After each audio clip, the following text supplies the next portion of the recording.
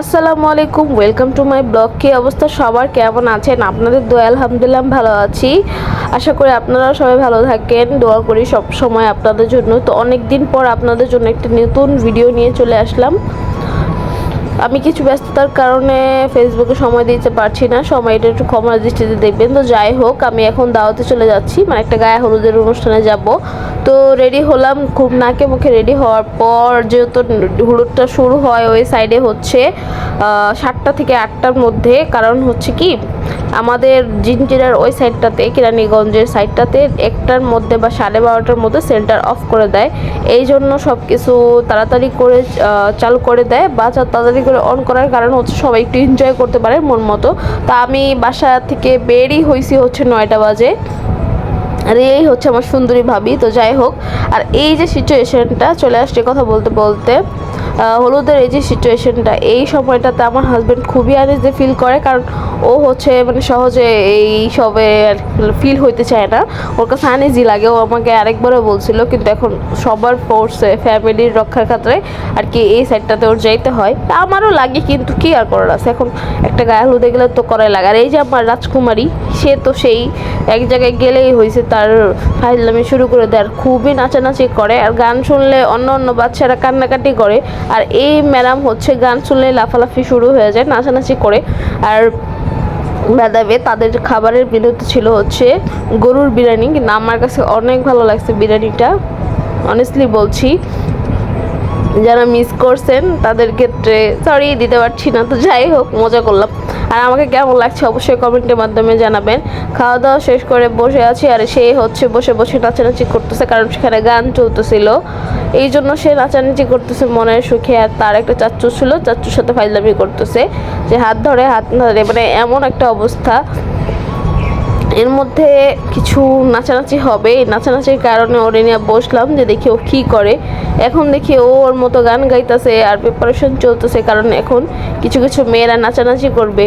আর এই হচ্ছে আমাদের বিখ্যাত নাচানাচির মানুষ চলে আসছে, আর সে তার মতো করে গান গাইতেছে, কী করতেছে, মানে এখন সে হচ্ছে যার যার মতো নাচানাচি করে।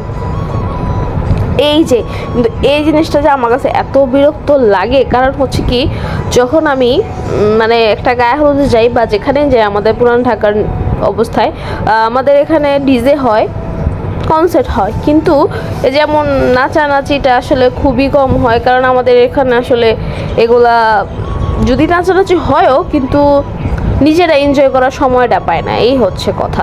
কারণ তখন তো মানুষ মেয়েদের নাচানাচি দেখার জন্য ব্যস্ত থাকে। আমি মনে করি ডিজে বা কনসার্ট করাটাই ভালো, তাহলে কি হয়, নিজেদেরও এনজয় করা যায়, অন্যরাও এনজয় করতে পারবে। আর এখানে কি, এখানে শুধু ছেলেরা এনজয় করবে, আর আমার যে জামাই, ও হচ্ছে ফাইজলামি শুরু করে দিতেছিল। আর যে নাচ দেখে তো আমার নিজেরও হাসি আসতেছিল।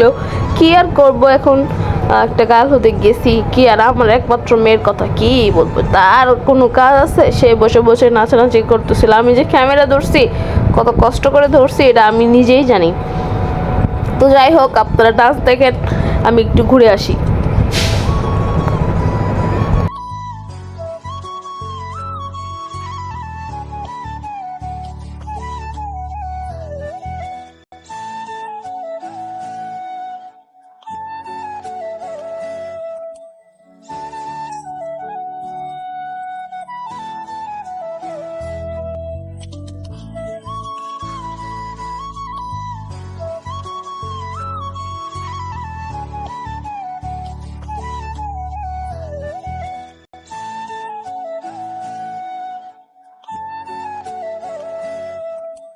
প্রথমটা ডান্স সুন্দর ছিল নাকি সেকেন্ডটার? এই যে সেকেন্ডটা ডান্স শুরু হয়ে গেল, এটাও দেখতে থাকেন। আপনাদের সাথে কথা বলতে বলতে আমিও চলে যাব একটু পরে বাসায়। আর আমার বাসায় আস্তে আস্তে ঠিক 12:30 বেজে গেছে, কারণ খুব রাত হয়ে গেছিলো, এই জন্য বের হয়ে গেলাম। আর ঠান্ডাটাও লাগতেছিল, রাত যেহেতু হয়ে গেছে এই জন্য।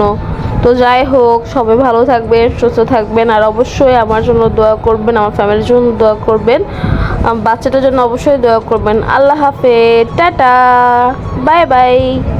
আর কার কোথায় শীত কেমন হয়েছে অবশ্যই কমেন্টের মাধ্যমে জানাবেন।